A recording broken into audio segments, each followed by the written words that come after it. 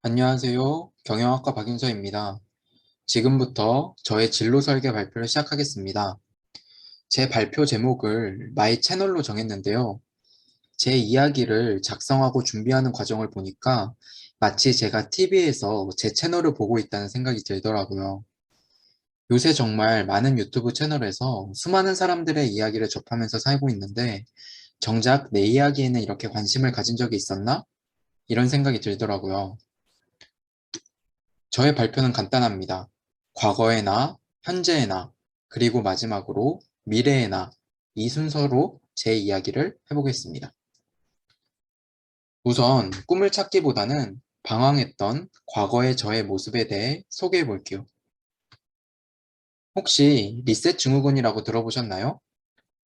리셋 증후군은 컴퓨터가 잘 안 되면 새롭게 다시 시작하는 것처럼 현실에서도 다시 시작하는 것이 가능하다고 생각하는 것인데요.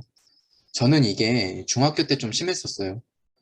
그래서 좀 부족한 부분이 있으면 그걸 고치고 발전시켜 나갔어야 했는데, 그렇기보다는 무엇이든 처음부터 다시 시작한다는 그런 생각이 좀 있었던 것 같아요. 근데 이게 꼭 나쁜 것만은 아닌 게, 단기간에 효율은 엄청나서 시험 기간 같이 무언가 급하게 닥쳤을 때 엄청난 효율을 발휘하거든요. 그래서 저는 흔히 말하는 벼락치기를 했지만 성적이 괜찮았고, 이래저래 학생회장도 했어서 남들이 부러워할 만한 특목고에 입학을 하게 됩니다. 근데 이게 이제 고등학교에 가서 좀 문제가 됩니다. 내실을 다져놓지 못해서 그런지 공부 잘하는 애들 사이에서는 중학교 때의 방식이 더 이상 먹혀 들어가지 않는 거예요. 그래도 어떻게든 따라가야 했고 정말 정신없는 고등학교 생활을 보냈습니다. 제가 드리고 싶은 말씀은, 저는 고등학교 때 무언가 꿈을 생각할 만한 여유가 전혀 없었다는 거예요. 또 이건 제 성격적인 특성일 수도 있는데, 제가 제 이야기를 남들한테 잘 안 하거든요. 그니까 당연히 꿈에 대해서 남들에게 이야기를 한다는 것 자체가 저한테는 굉장히 오글거리게 다가왔어요. 저의 학창 시절은 이랬습니다. 저는 입시를 할 때 수시 준비를 안 하고 정시에만 올인을 한 것을 꽤 많이 후회했거든요. 근데 대학교에 입학해서 생각해 보니까 취업 시장에서도 마찬가지일 것 같은 거예요.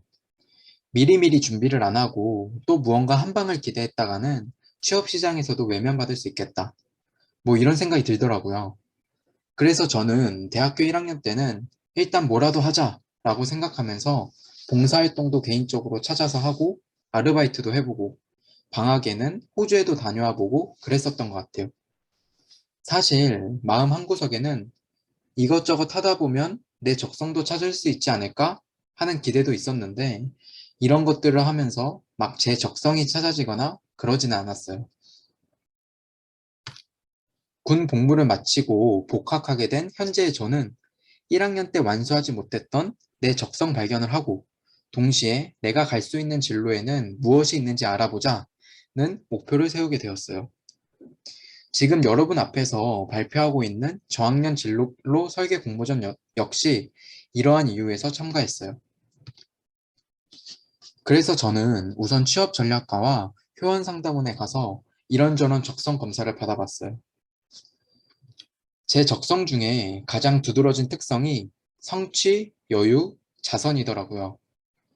검사 결과지를 본 저는 고민에 빠지게 됩니다.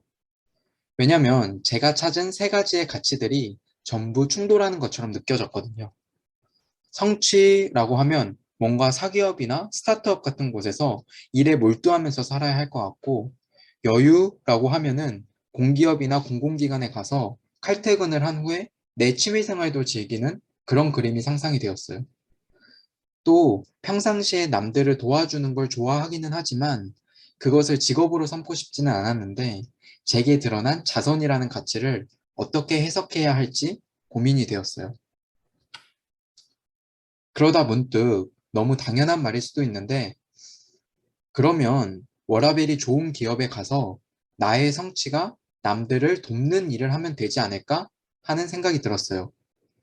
사실 워라밸이라는 조건이 제가 생각하는 여유라는 가치를 나타낼 수 있을지에 대해서는 저도 아직 고민 중이기는 해요. 그래도 충분히 맞는 말 같더라고요. 그래서 일단은 사기업보다는 워라밸이 좀 더 좋을 것 같은 공기업 중에 내가 충분히 성취감을 느끼면서 남들을 도와주는 일을 하는 공기업에는 어떤 것이 있을지에 대해 알아보기로 합니다.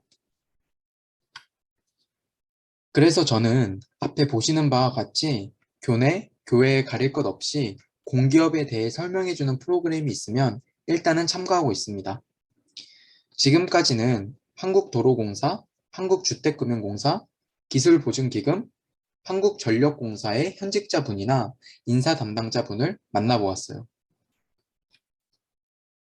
여러 프로그램에 참가해 보니까 공기업 중에 금융공기업이 가장 성취지향적이지 않을까 하는 생각이 들더라고요. 솔직히 돈도 일반 공기업에 비해 많이 주고요. 그래서 저학년 진로 설계 공모전에 참가해서 금융공기업에 대해서 좀 더 알아보기로 합니다. 그럼 이제 다음 문제는 금융공기업 중에 어디를 목표 기업으로 선택하느냐인데 저는 일단은 구글에 부산 소재 금융공기업에 대해 하나씩 검색해서 알아봅니다. 하지만 기업을 설명하는 용어가 어려워서 그런지 다른 금융공기업들은 무슨 일을 하는지가 와닿지가 않더라고요. 하지만 유일하게 기술보증기금은 무슨 일을 하는지는 알아들을 수가 있겠더라고요. 기술보증기금은 기술력은 충분한데 자금력이 부족한 중소기업들이 자금 지원을 받을 수 있도록 도와주는 역할을 하는 회사예요. 일단 공기업이니까 워라밸도 사기업보다는 괜찮을 것 같고 나의 성취가 남들을 돕는 일을 할 수 있겠다라는 생각이 들었어요. 그래서 저는 목표 기업을 기술보증기금으로 정하게 됩니다. 목표 기업을 기술보증기금으로 정하게 된 저는 준비된 미래의 저의 모습을 상상하며 계획을 세우게 됩니다. 우선 저는 기술보증기금의 인재상, NCS 직무기술서, 전년도 채용 공고 등을 참고해서 제가 생각했을 때 기술보증기금에서 인재들에게 요구하는 4가지 가치를 뽑아보았어요. 앞에 보시는 것처럼 기술평가 능력, 의사소통 능력, 공정청렴 능력, 그리고 마지막으로 현장 업무 능력입니다. 따라서 저는 만약에 제가 기술보증기금에 대해 좀 더 알아보고 더 진지하게 준비할 생각이 있다면 이 4가지 역량을 기르는 데에 초점을 맞추어서 남은 대학 생활을 해나갈 계획이에요.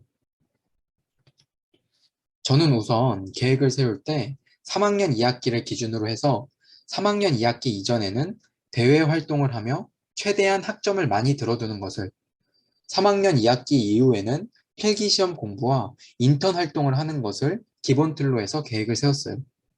우선 내년에 카플러스라는 학술 동아리에 들어가서 여러 기업들을 분석해보고 발표해보는 세션을 가짐으로써 기금에서 요구하는 기술평가 능력을 기를 거예요.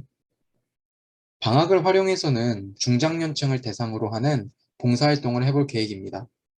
아무래도 기술보증기금에서 주로 접하게 될 분들이 중소기업의 사장님, 임원 등 주로 나이가 있으신 분들이다 보니까 중장년층을 직접 상대해 볼 수 있는 봉사활동을 하게 된다면 기금에서 요구하는 의사소통 능력을 기를 수 있지 않을까 하는 생각이 들었어요. 또한 정규 학기 과목 중 글로벌 수출의 이론과 실무라는 과목을 수강할 계획입니다. 이 과목은 한 학기 동안 팀 프로젝트로 중소기업의 수출 전략을 분석 및 발표하는 활동을 하는데 나중에 자기소개서 쓰거나 면접에서 많이 활용될 것 같더라고요. 또한 자격증으로는 신용분석사를 취득할 계획이에요.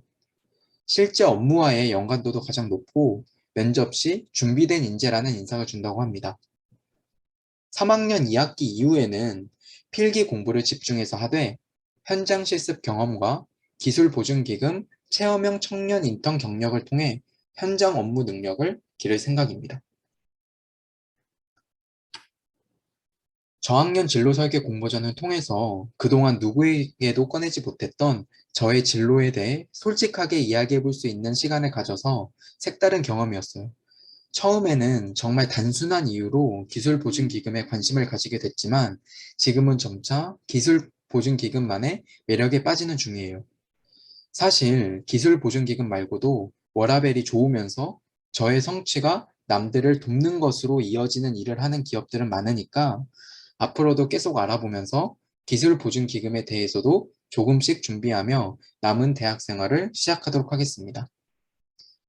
지금까지 제 채널에서 저의 이야기를 들어주셔서 감사합니다.